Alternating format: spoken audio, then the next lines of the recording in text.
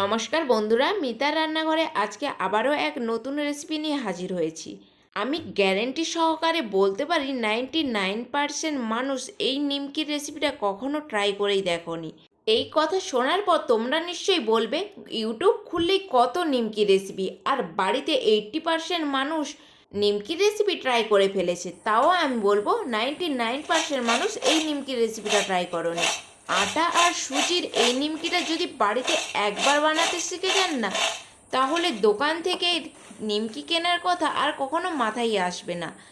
কতটা মুচমুচে আর খাস্তা হয়েছে সেটা নিশ্চয়ই আওয়াজে এতক্ষণে বুঝে গেছেন। কতটা সুস্বাদু হয় সেটা আমি মুখে বললে হয়তো তোমরা বিশ্বাস করবে না, তাই বাড়িতে একবার ট্রাই করে ফেলুন। ছোট থেকে বড় সবাই ভীষণ পছন্দ করবে, এমনকি বিকালে চায়ের সাথে জাস্ট জমে যাবে। নিমকি তৈরি করার জন্য আমি এখানে একটা পাত্রের মধ্যে এরকম মেজারিং কাপে 3 কাপ আটা নিয়ে নিয়েছি।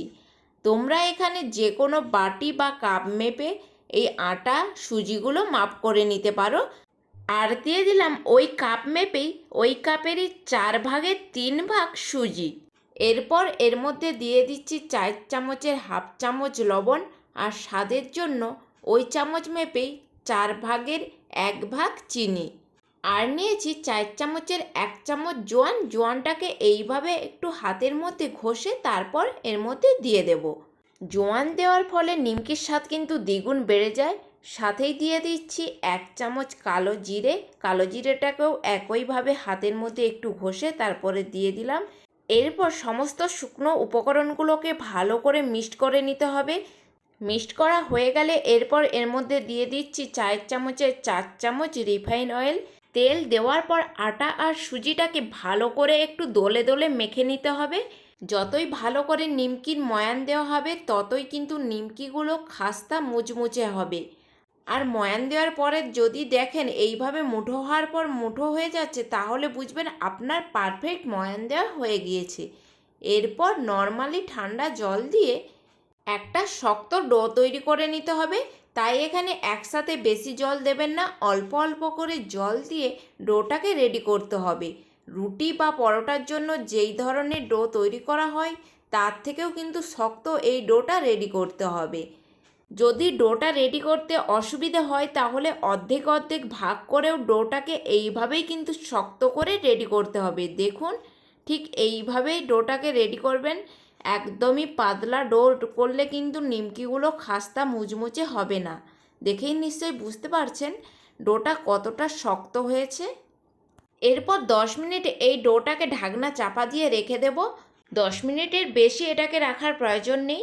সুজি যাতে ফুলে সেট হয়ে যায় তার জন্যে এই 10 মিনিট রাখা। 10 মিনিট পরে দেখুন আমি আবারও চলে এসেছি।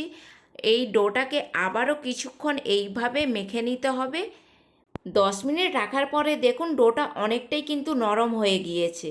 তাই আবারও একবার মেখে নিচ্ছিলাম। মাখার হয়ে গেলে এইভাবে লিচি কেটে নিতে হবে। আমি এখানে 3টে লিচি কেটে নিয়েছি। এরপর এখান থেকে একটা লিচি নিয়ে শুকনো আটা ওপর থেকে ছড়িয়ে একটা বেলনির সাহায্যে ভালো করে পাতলা করে বেলে নিতে হবে। এই নিমকিগুলোর স্বাদ এত সুস্বাদু হয় যে নিমকির ডিবা আজকে যদি ভরে রাখেন কালকে দেখবেন একদম খালি।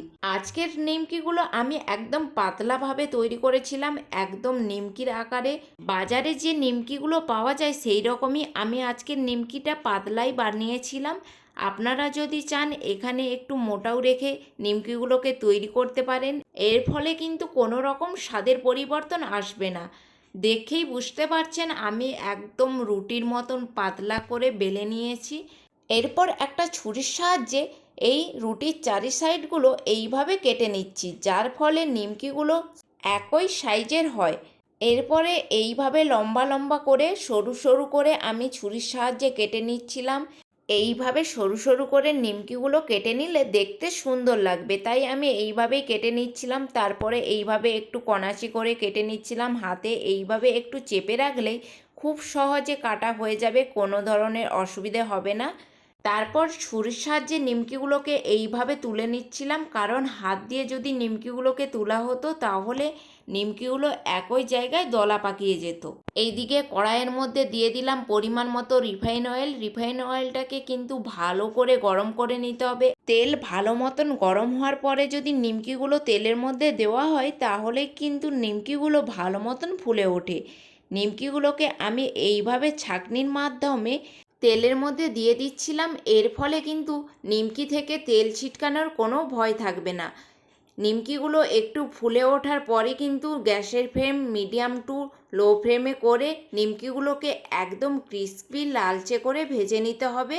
নিমকিগুলো পাতলা করে বেলা হলে কিন্তু বেশি টাইম লাগবে না, একদম অল্প টাইমের মধ্যেই নিমকিগুলো একদম সুন্দরভাবে ভাজা হয়ে যাবে। দেখুন কত সুন্দর লালচেভাবে নিমকিগুলো ভাজা হয়েছে।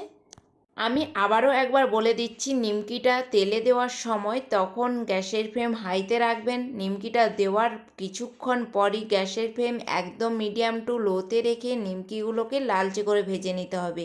এর ফলেই কিন্তু নিমকিগুলো ফুলে উঠবে আর নিমকিগুলো মুচমুচে হবে, খেতেও ভালো লাগবে। এই রেসিপিটা যদি আপনাদের ভালো লেগে থাকে প্লিজ একটা সাবস্ক্রাইব করে যাবেন। বাড়িতে অবশ্যই ট্রাই করে দেখবেন।